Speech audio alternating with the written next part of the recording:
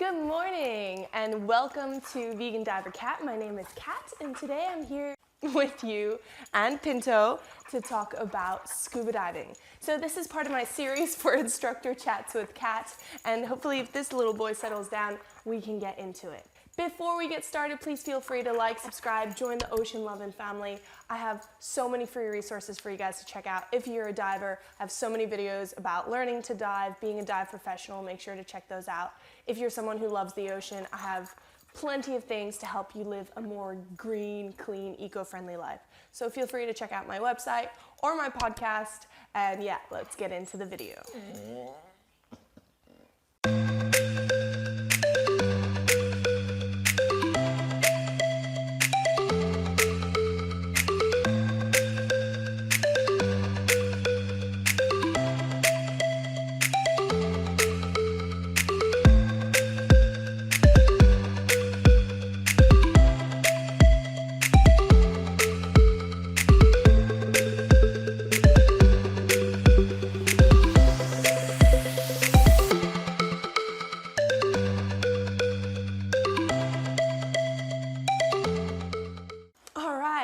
Hi, so today we're going to be talking about the Rescue Diver course. We have already done the open water course and advanced course and what to expect from them. So the next step of the PADI scuba diving system is the Rescue Diver course. Personally, I think this is the funnest course to do, and it is the one I enjoyed the most and learned the most from. Okay, seriously, what are you doing? In terms of the Rescue Diver course, what you need to do is have a minimum of 20 dives. You need to be at least 14 years old, then you can get a junior one, I believe. And yeah, you have to get your first aid. So I worked at Go Dive Brisbane, and there what we did is we had one day of theory where we covered all of the ways to rescue someone, and then we had one day in the pool where we practiced the hands-on actual rescuing techniques. You learn everything from how to take a diver, unconscious diver, from the bottom of the ocean to the surface, well, the pool at this point, how to take a panic diver from the bottom of the ocean pool to the surface, how to deal with panic divers on the surface, a little bit like you would have done on your open water course, but in just a lot more depth. In a lot of detail, you also learn how to tow divers, how to give rescue breaths, how to pull divers out of the water onto the boat or onto the side of the pool in this case, and then how to continue doing chest compressions and help rescue a diver. In terms of other things, if you are in a group, it's going to be much more realistic because you're going to have to practice scenarios. So on top of fulfilling all the skills that you have to do, you also have to complete full scenarios, from which point the beginning where diver goes missing, a buddy goes missing, and you have to actually go through the process. Okay, who's my dive buddy? Who am I gonna go down there with? Who's staying on the surface? Who's calling the ambulance? Who's bringing the first aid kit? Who's bringing the oxygen? Then you will go down, descend, get that person. Maybe you'll have to do some search and recovery. Throw back to the advanced open water course, which is why it's a great idea to do your advanced open water search and recovery dive or specialty if you're so inclined. And then you search for them, you use one of the search patterns, you locate your diver, you bring them up safely, you tow them to the side of the boat or the shore using your rescue breathing techniques. You're removing gear this whole time, then you're taking them out of the water, whether this is pulling them up onto the boat or doing a fireman's carry up onto the beach, and then you do rescue breaths. You're having that person prepare the oxygen kit, you're creating the oxygen kit dispenser basically.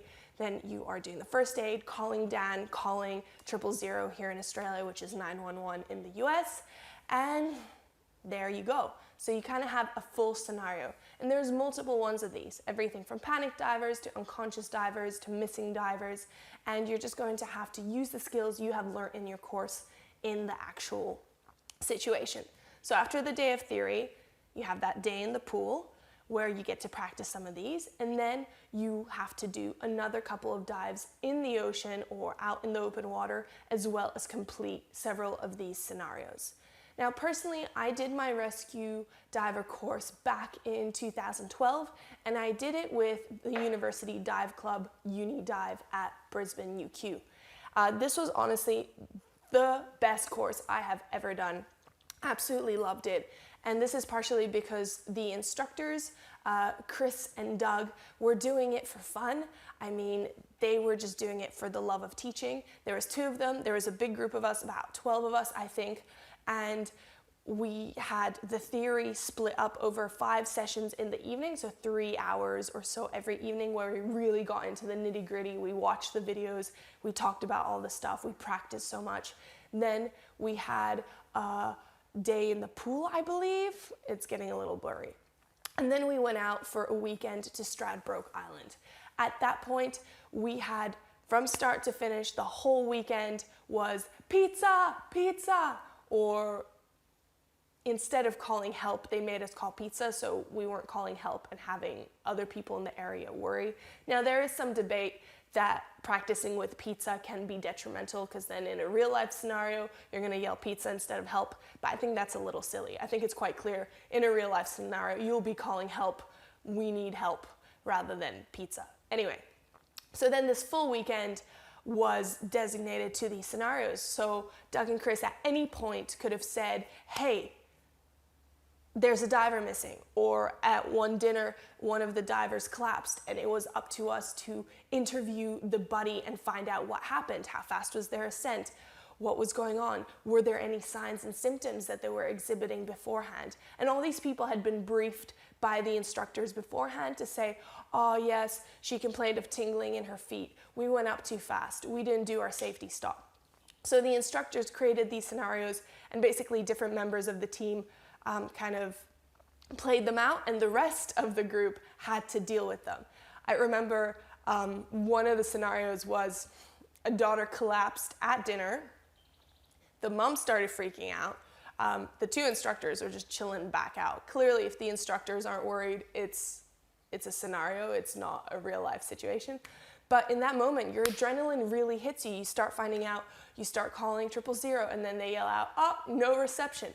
What are you gonna do then? Okay, we can't get the helicopter, we need to get them to the hospital. So we rush, get them into the car. Oh, you're gonna put them in the soft seats? No, you need to, is that the best for chest compressions? And we're like, oh no, so we had to put them in the back so we could still do chest compressions. And there were people there simulating chest compressions this whole time, CPR with the breathing kit and the oxygen. Then someone jumped into the front seat. Hey, do you have your driver's license? No, don't have my driver's license. So they had to jump back out, because clearly that wouldn't work in a real life scenario. So these instructors really pushed us to the point of stress where I will never ever forget this course, and I will never look at any dive situation or even hike the same way.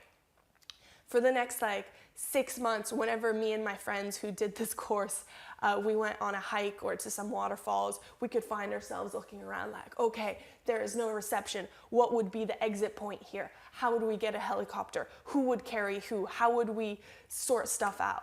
So the rescue course really helps you, not only in terms of diving, but in terms of your whole worldview, and really realizing things can go wrong, and diving can be an extremely dangerous sport, and you need to be prepared.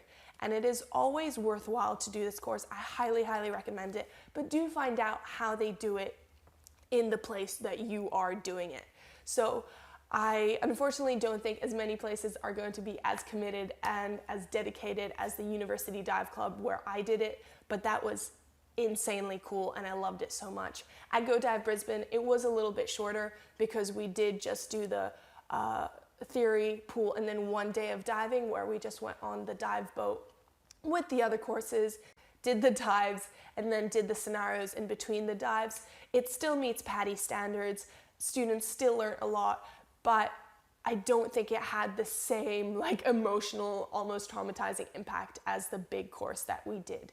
I highly recommend that you do the rescue course. It's one of my favorite to teach. As an instructor, you get the chance to be creative and to really think of scenarios. You want to look around your local area and challenge your students to either deal with the currents or the potentially dangerous animals like stonefish. Like another thing I just remembered, when we were doing like a beach rescue, for anyone who didn't bring their boots, our instructors would yell out, "You stepped on a stonefish." So all of a sudden, a member of your rescue team was no longer being able to help rescue. They were now one of the victims, one of the patients. So then they had to have other people take care of them, and it was a whole thing. It was an incredible time. Highly recommend you do the rescue course. If you have any other questions to do with scuba diving or diving in general, or conservation, sustainability, zero waste, please let me know down below. I would love to hear from you guys as always. And yeah, thank you so much for watching, and I will see you in the next video. Also, please make sure to check out the Ocean Pancake podcast.